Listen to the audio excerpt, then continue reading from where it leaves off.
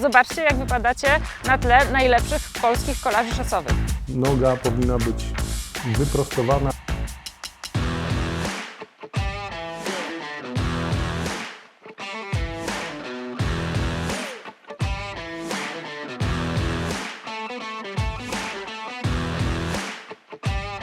Adrenalina, wyzwania, walka z trudnościami są równie potrzebne w życiu, co komfort, wygoda i relaks.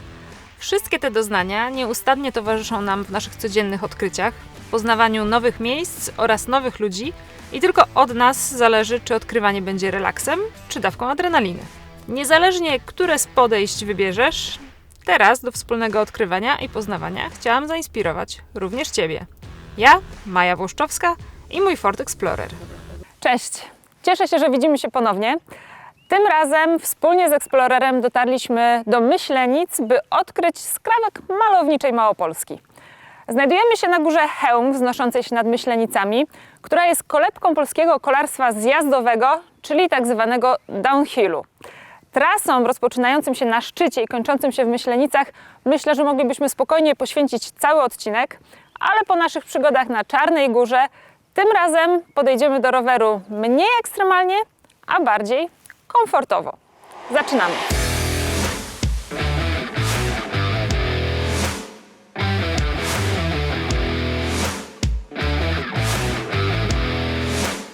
Aby wygodnie podróżować samochodem, musimy odpowiednio ustawić fotel i kierownicę. Podobnie jest z rowerem, z tym, że w rowerze do ustawienia mamy nieco więcej elementów, a prawidłowe dopasowanie ramy do naszego wzrostu to dopiero początek drogi. Na ile zaawansowany jest proces dopasowania roweru do kolarza, czyli tak zwany bike fitting, i co zrobić, żeby nawet długie wycieczki były dla nas komfortowe i bezbolesne? O to zapytamy Jarka, jednego z pierwszych i najlepszych bikefitterów w Polsce. Jarek, jakbyś mógł mi w kilku słowach opowiedzieć o tym, co to jest bikefitting i nad czym tutaj z kolarzami pracujesz w swoim studiu? Bikefitting jest procesem dopasowania osoby do roweru i roweru do osoby z uwzględnieniem takich indywidualnych jakby charakterystyk, którymi są proporcje ciała, ogólna motoryka, czyli sprawność do osiągnięcia wzorcu w pozycji kolarskiej, z uwzględnieniem też poziomu sportowego. Poprzez różne pomiary możemy krok po kroku usprawniać ten proces spasowania roweru z człowiekiem. Okej, to może spróbujmy ustawić teraz mój rower. Jasne, zapraszam. Jarek, a powiedz mi, że nie każdy startuje w Tour de Pologne czy Ironmanie, a chce czuć się komfortowo na rowerze, to na co powinien zwrócić uwagę, żeby mieć ochotę jeździć kilka godzin, żeby nie bolały go plecy? Pierwszy musi dobrać rower dobry pod względem długości. Generalnie próbujemy w pozycjach komfortowych znaleźć taką długość roweru, żeby kąt pomiędzy tułowiem a ramionami wynosił w okolicach 90 stopni. Przy długich jazdach kolarz nie będzie odchylał się do tyłu, nie przeciążał odcinka lędźwiowo-krzyżowego w tył o pochyleniu. Drugi element. Właściwy typ siodełka pod względem szerokości anatomicznej miednicy i właściwą wysokość siodła, tak żeby zabezpieczyć stawy kolanowe przed nadmiernym przeciążeniem i kontuzją. Klasyczną metodą z dawnych lat kolarskich jest przy zajęciu pozycji na siodełku taka wielkość, taka wysokość, gdzie przy korbie umieszczonej w najniższym ułożeniu noga powinna być wyprostowana bez kompensacyjnego przechylania miednicy w dół. Dobra, Jarek, to mamy już komfortowo ustawiony rower. Powiedz jako lokales, gdzie tutaj w Myślenicach możemy wybrać się na fajną przejażdżkę, może już nie górską, a bardziej szosową, bo dziś jeździmy komfortowo. Zapraszam Was na przejażdżkę wokół Jeziora Dobczyckiego. Będziecie jechać przez fragment klasycznego kolarskiego wyścigu w kategoriach młodzieżowych, juniorskich, który jest rozgrywany od 40 lat. Jest tam oznaczony fragment trasy, gdzie zasady są proste. Jeżeli przejeżdżasz ją poniżej 7 minut 50 sekund i masz 17 lat, nadajesz się do kolarstwa. Zapraszam do sprawdzenia się i zapraszam w nasze okolice. Myślę, że będzie to dobra jazda.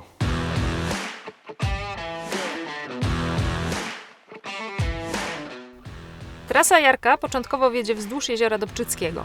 To sztuczny zbiornik, który powstał nieco ponad 30 lat temu i zaopatruje w wodę pitną ponad połowę Krakowa. Na jeziorze znajduje się również elektrownia wodna. Mimo że jest niewielka, to jednego dnia produkuje energię elektryczną, która pozwoliłaby mojemu eksplorerowi pokonać blisko 100 000 kilometrów wyłącznie na silniku elektrycznym.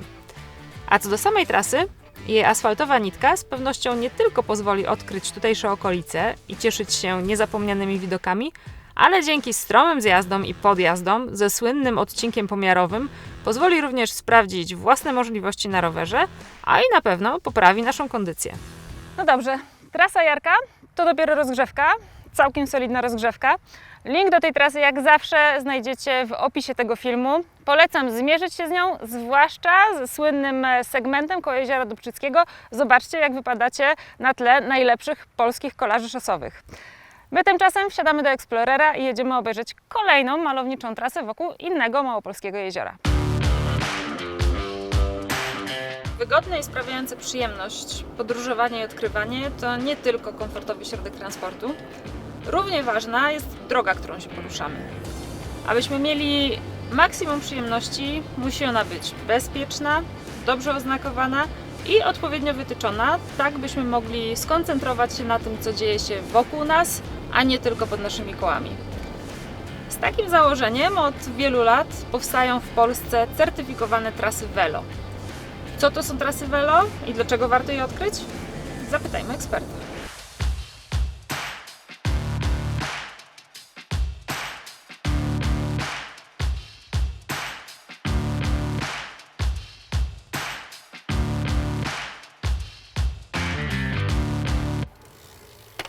Cześć Maja. Cześć Jarku. Wiedziałam, że mogę na Ciebie liczyć, jeżeli chodzi o wybór miejsca na nasze spotkanie. Widoki absolutnie obłędne i wierzę, że jest takich więcej na trasach Velo. Powiedz mi, jakbyś mógł kilka słów powiedzieć o całym koncepcie tras Velo. Co to jest? To jest projekt sieci tras rowerowych Velo Małopolska, który faktycznie faktycznie tak oplatając sieć całe województwo.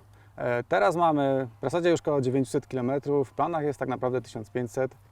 Cała sieć ma tak naprawdę mieć certyfikację Eurovelo, czyli spełniać standardy tak naprawdę płaskości, przejezdności dla każdego, żeby poradził sobie na tym i 8-latek, i 80-latek. Wszystko powinno być w standardzie asfaltowym i żeby miały też styk na przykład z dojazdem do nich pociągami, czyli stacje kolejowe.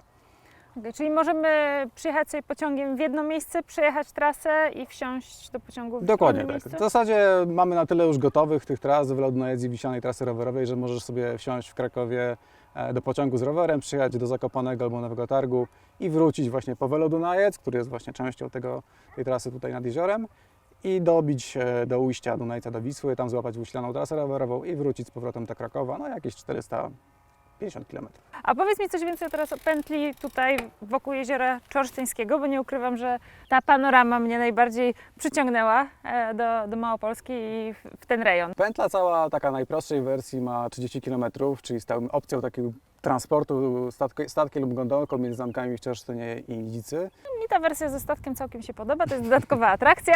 Zgadza się, to dla Dodatkowy dzieciaków. czas na podziwianie widoków i robienie zdjęć, więc Dokładnie przyjemne tak. z pożytecznym. Dokładnie tak. Ja wszystkim mówię, że dla dzieciaków to jest plus 10 do atrakcji tak naprawdę, Dokładnie. więc mamy tu wszystkich. Jak pojedziesz, postoisz, zobaczysz, że tak naprawdę jeżdżą wszyscy.